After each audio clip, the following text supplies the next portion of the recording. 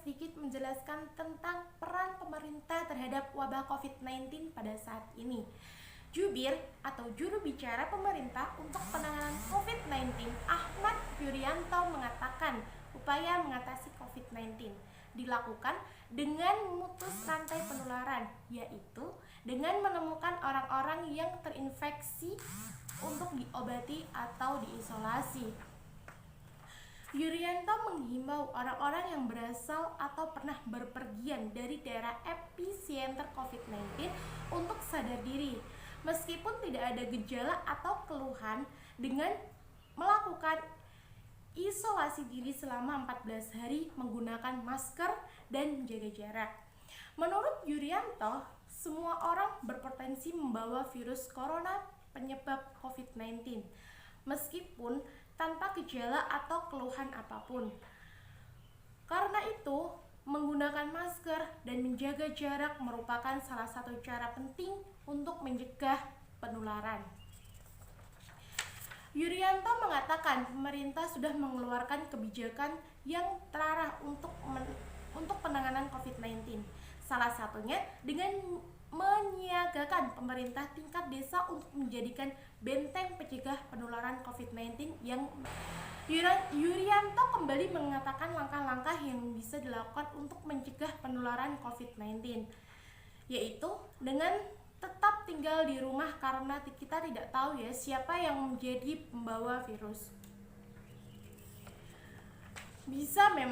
Bila memang terpaksa keluar rumah untuk membeli makanan, Yuryanto menyarankan untuk membeli makanan dan memakannya di rumah, bukan di tempat orang berjualan. Nah, untuk media massa sendiri memiliki peran yang sangat penting untuk membantu pemerintah dalam menyebarkan informasi mengenai wabah COVID-19. Oleh karena itu, kita sebagai masyarakat awam seharusnya dapat memilih mana berita yang benar dan mana berita yang salah, sehingga kita berspekulasi yang tidak baik mengenai orang-orang yang menjadi korban terkena COVID-19 ini. Bukankah kita juga sebagai umat Islam sudah diajarkan bagaimana untuk tetap bertabayun terhadap berita yang kita dapatkan?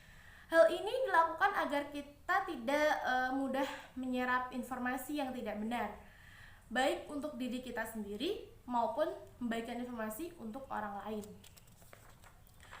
Adapun di antara langkah pemerintah untuk mengatasi penyebaran informasi yang hoax melalui media massa adalah dengan melakukan sosialisasi langsung ke masyarakat dan menyebarkan website-website terpercaya yang memang bisa menjadi rujukan masyarakat untuk melakukan informasi terkini tentang perkembangan wabah COVID-19 ini.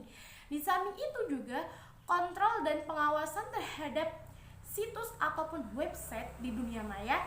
Harapannya dengan ini semua informasi hoax terkait COVID-19 dapat dikikis habis.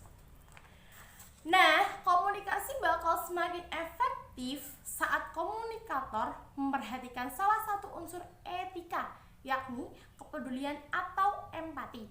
Komunikasi empati merupakan bentuk tertinggi dalam komunikasi, yaitu komunikator lebih dulu memahami karakter dan peran komunikator, menjelaskan maksud dan harapan menjadi bagian penting untuk membangun kepercayaan dalam komunikasi empati.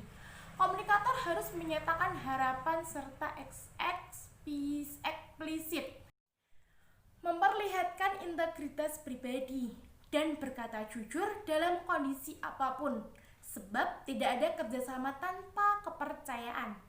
Rasa hormat, saling menghargai, empati, keterbukaan, dan sikap rendah hati merupakan dasar dari etika berkomunikasi yang harus dipertahankan. Empati dan saling menghargai memudahkan komunikator menyampaikan pesan kepada komunikasi sesuai kondisi, termasuk krisis. Dalam situasi krisis sangat penting mengetahui kondisi komunikan sebelum berkomunikasi. Dengan demikian nantinya pesan dapat tersampai ada halangan psikologis atau penolakan penerima. Komunikasi yang dijalankan oleh media sosial lebih banyak didominasi teks yang membutuhkan upaya pembentukan atau encoding dari pengguna maupun penafsiran. Decoding dari pengguna intinya ini proses yang berlangsung terus-menerus setiap hari. Teks menjadi suatu yang bebas ditafsirkan dan yang membuat teks tidak dimiliki kekuasaan penuh atas teks yang dibuatnya karena sudah menjadi pendapat publik.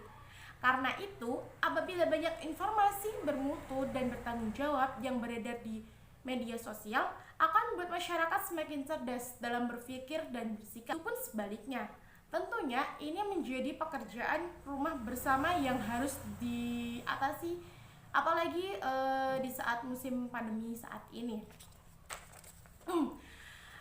Tugas penyampaian informasi di era digital saat ini tidak lagi monopoli wartawan profesional saja atau lembaga media resmi, melainkan juga masyarakat luas dengan sarana media sosialnya maupun jurnalistik warganya.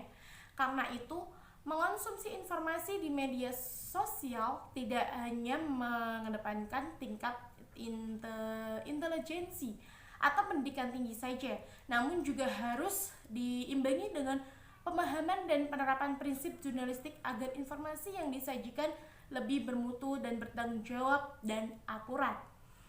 Nah, kesimpulan dari berita yang saya sampaikan, pemerintah pun juga sangat peduli dengan wabah COVID-19 ini. Dalam komunikasi juga, pemerintah juga dapat berkomunikasi secara langsung kepada masyarakat luar ataupun masyarakat manapun dilalui dengan media sosial. Mungkin itu saja yang bisa saya sampaikan. Kita jumpa di lain waktu. Wassalamualaikum warahmatullahi wabarakatuh.